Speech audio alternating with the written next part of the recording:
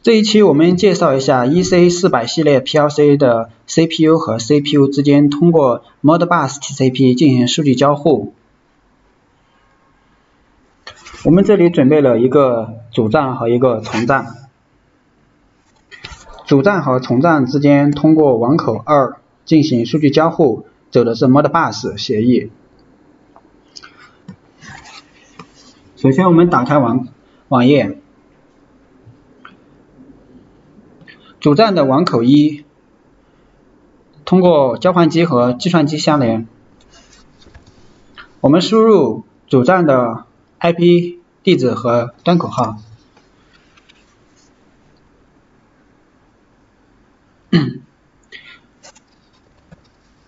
输入用户名，登录密码。在首页的这个地方，我们可以看到有 CPU 模块和 CPU 模块上面挂载的 I/O 模块。CPU 模块上面挂载的这些 I/O 模块，就是后面的主态的 I/O 模块。我们打开系统设置 ，CPU 型号，刷新一下 ，CPU 型号。这样我们就可以看到主站的 CPU 型号，网卡，刷新一下。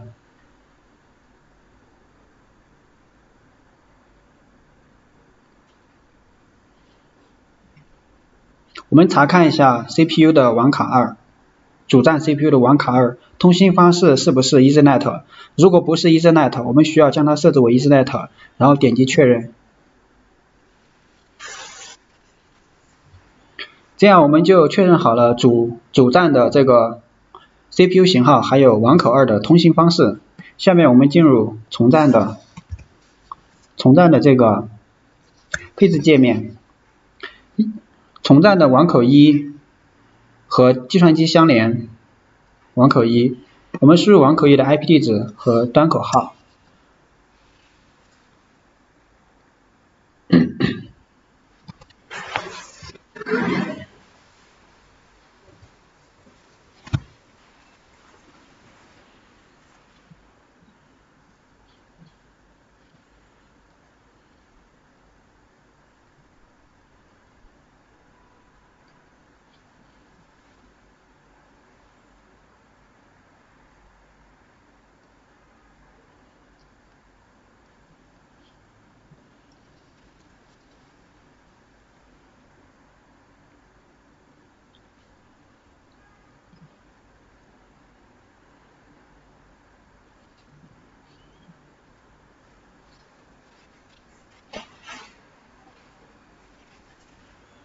点击登录，进入从站的配置界面，查看一下从站的 CPU 型号，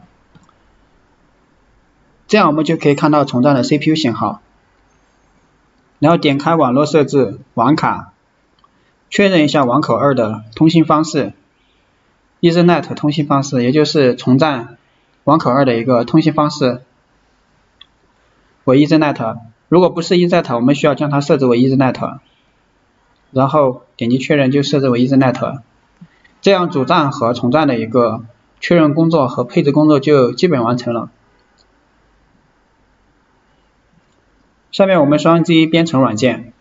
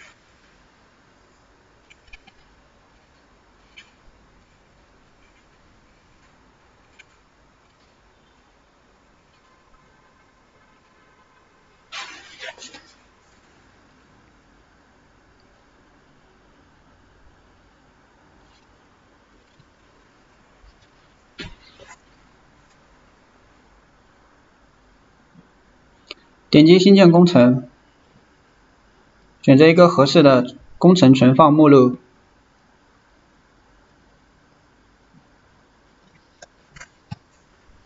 命名工程名称，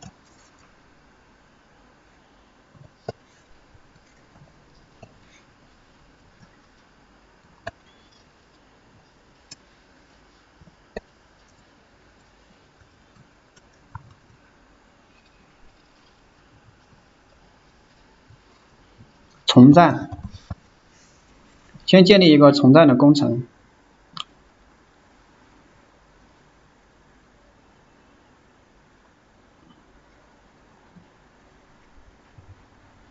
选择合适的 CPU 型号和编程语言，点击确定。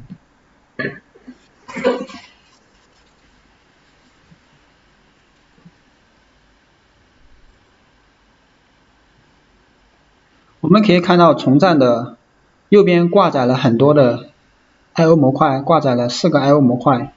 我们首先将这4个 I/O 模块组态进来。这里有一个背板总线，是高速背板总线。如果背板总线的型号不对的话，我们可以通过右键更新设备，更新为合适的背板总线。这里是 EC400 系列的高速背板总线，所以我们不用更新。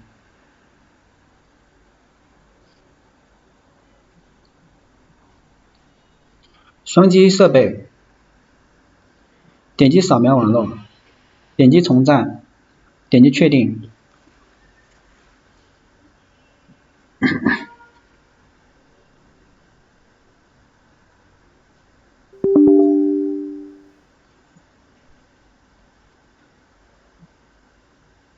这样我们的计算机就和 PLC 连接成功了。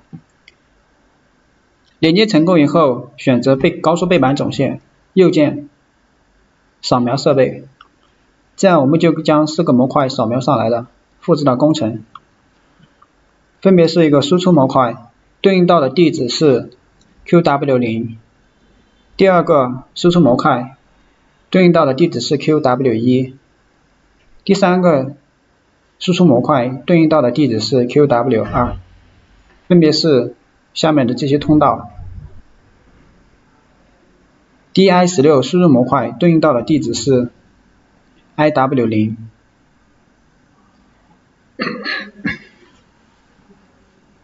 下面我们配置一下 Modbus Modbus TCP 通信的一个从站，从站这个地方是如何配置的？我们双击这个 Modbus TCP DSpace， 我们看到这里有一个基本的配置，下面有一个是否启用，我们要把这个点击为 True， 把它启用起来。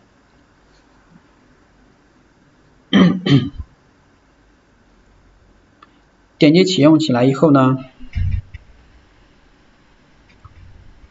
我们双击高速背板总线，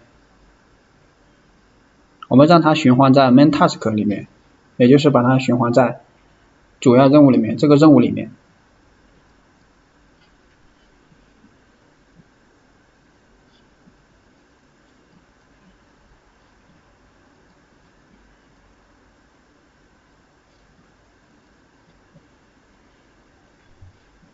我们把它的这个 I/O 映射这个地方的这个使能方式选择为使能2。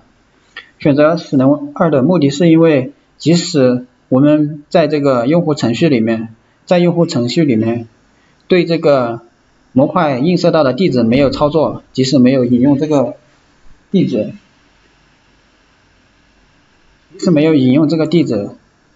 我们在仿真的时候也能驱动这个模块有输出或者是输入，这样我们的从站就基本上配置差不多了。我们将配置好的从站工程下载到从站的 CPU 里面，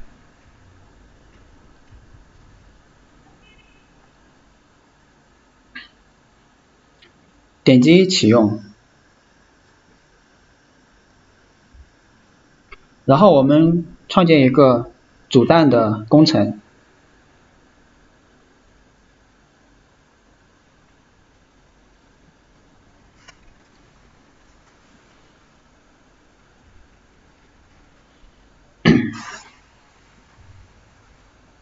点击新建工程，选择合适的工程存放目录，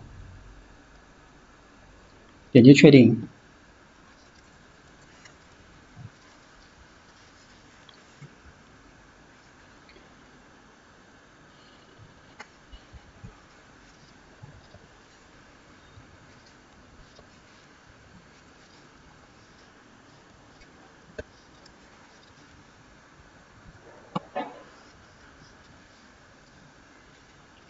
主站，点击确定，选择合适的 CPU 型号，选择编程语言，点击确定。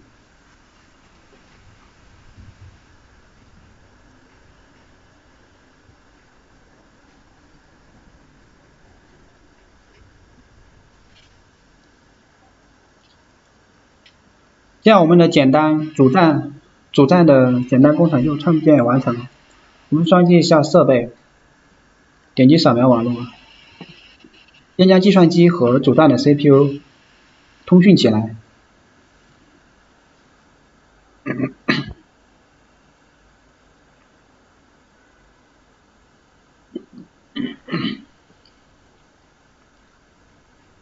然后我们选择设备，然后右键添加总线，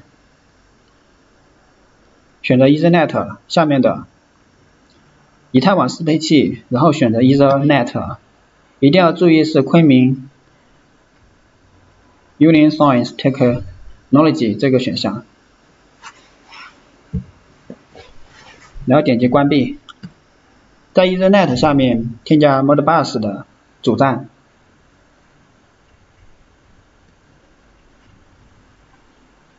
关闭。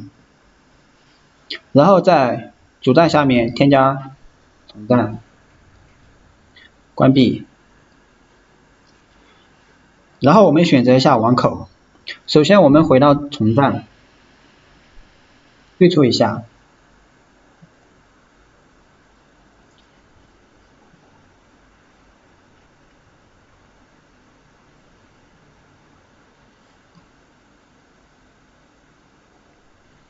主站，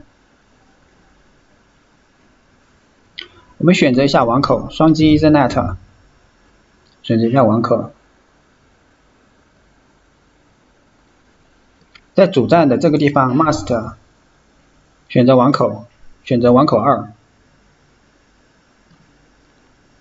为什么要选择网口2？因为主站是通过网口2去访问同站的数据的，所以要选择网口2。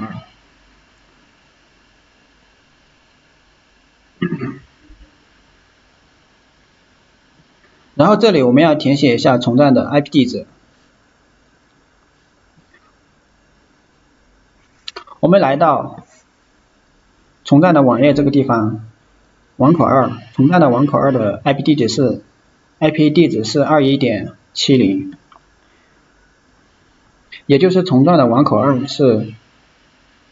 的 IP 地址是 21.70， 所以我们把它填为 21.70。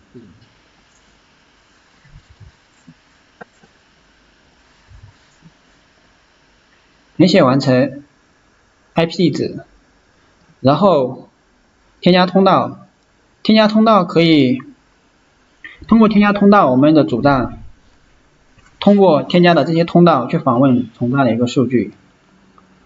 我们可以看到这里面有很多的选项，这个选项就是去读取那个从站 CPU 的输入区，读取它的线圈。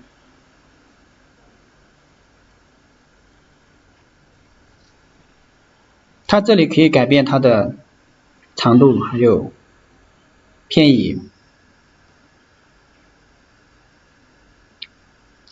这个选项是读取从站的保持区，也就是 M 区，也可以改变长度和偏移。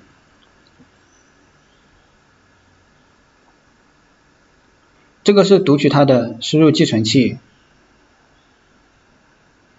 这个是写它的写数据，主站写数据写到从站的这个线圈，去控制它的线圈，单个线圈。我们可以看到这里的长度是没有办法改变的，只能去控制单个线圈。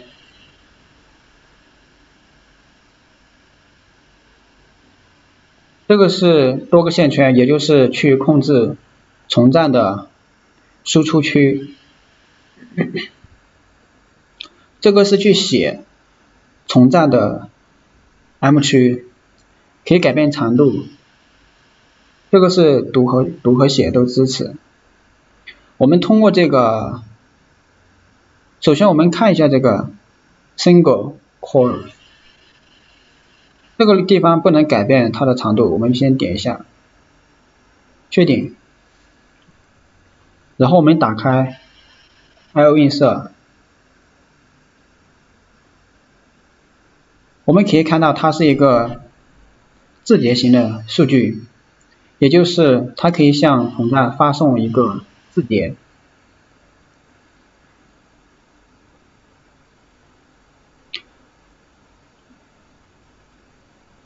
我们可以选择这个编辑一下，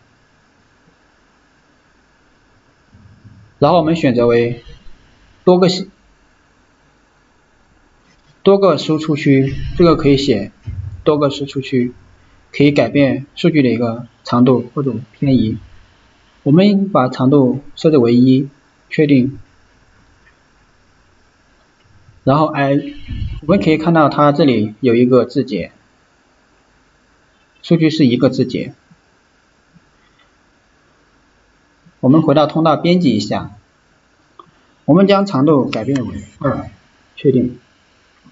再回到 I/O 映射，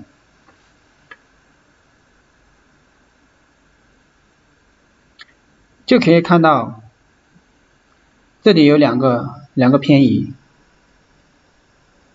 那么它的偏移量是一个布尔类型的，它的偏移量是一个布尔类型的偏移量，也就是它会往后面偏移1位。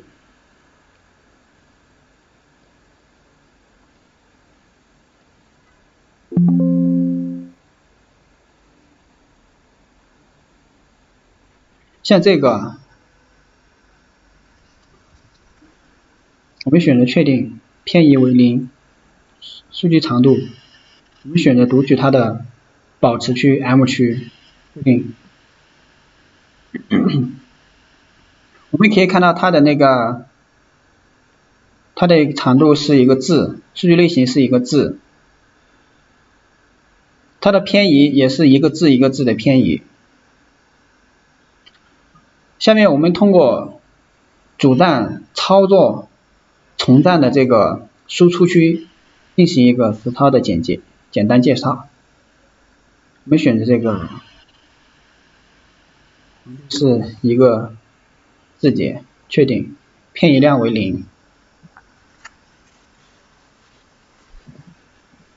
I/O 映射势能2，我们将它循环在 main task 里面。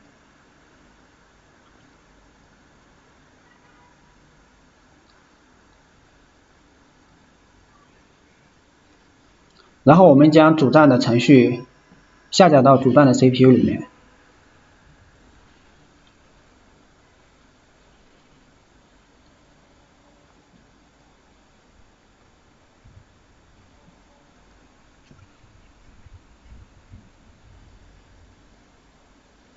我们往这个通道写了255，我们看到从站，我们回到从站，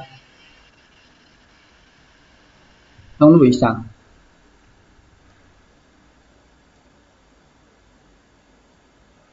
可以看到从站的相应通道有输出，回到主站，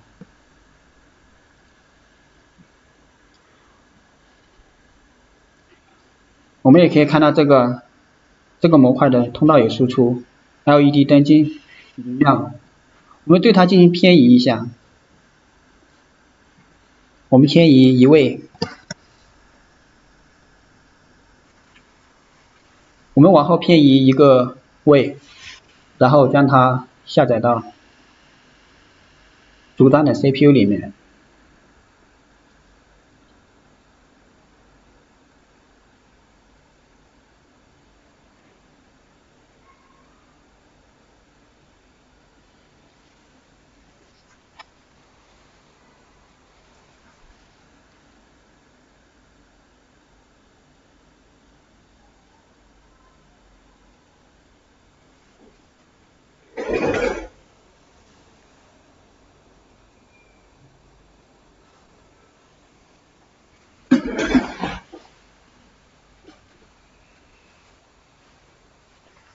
点击运行，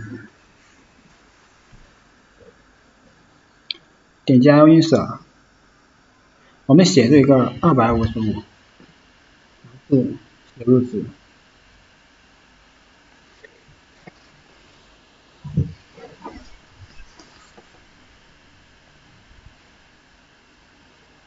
回到从站，我们可以看到这个往后挪了一位，原本是到这里，后来往后挪了一位，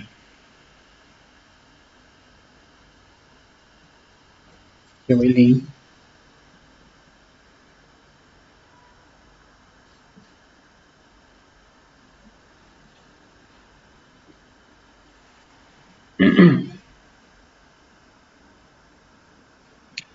后面的这8位，1、2、3、4、5、6、7、8变为了 false。我们先回到主站，我们再写入255，然后调试写入值。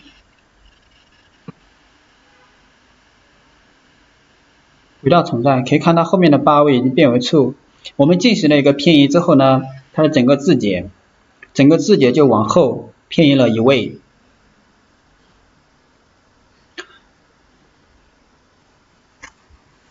我们将它初始化一下，将从站也进行一个初始化，这样从站的所有通道就变为 false。我们回到主站，再进行偏移，我们选择这个通道编辑，然后再往后偏移一位，偏移为2，这样呢，整个字节往后偏移了2位。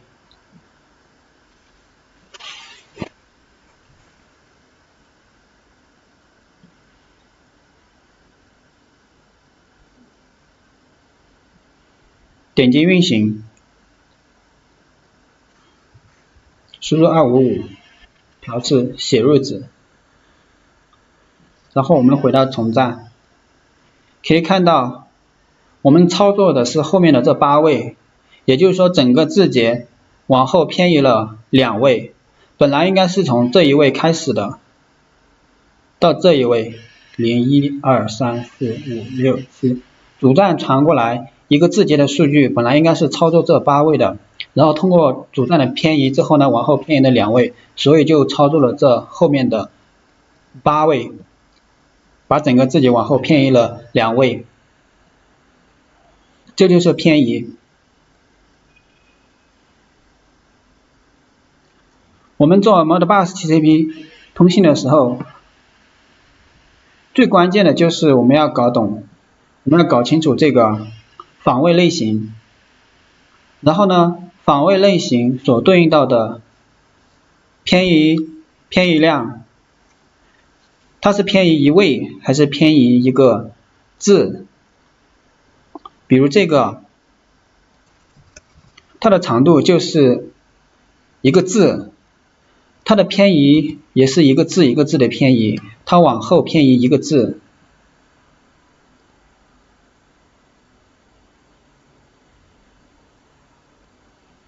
那么这个的话呢，它的长度是1，1代表的就是一个字节，它往后偏移的话是一位一位的偏移。我们搞明白了它的这个不同的访问类型所对应到的一个数据类型，它是字节型数据类型还是字类型的数据类型，它的偏移量是整个字往后偏移还是只是偏移一位，或者是偏移一个字节。我们搞明白这个之后呢，我们做出一个相应的通道选择还有配置之后就可以了。这是增加了一个通道，我们还可以增加通道，然后呢进行配置。那么CPU 和 CPU 之间的 Modbus TCP 通信我们就介绍到这里。这里呢我们只是增加了一个从站，除此之外呢我们其实还是可以再继续添加从站，还可以再添加从站，对应到多个从站。我们这里只添加了一个从站，我们就是准备了一个硬件作为从站。谢谢大家的观看。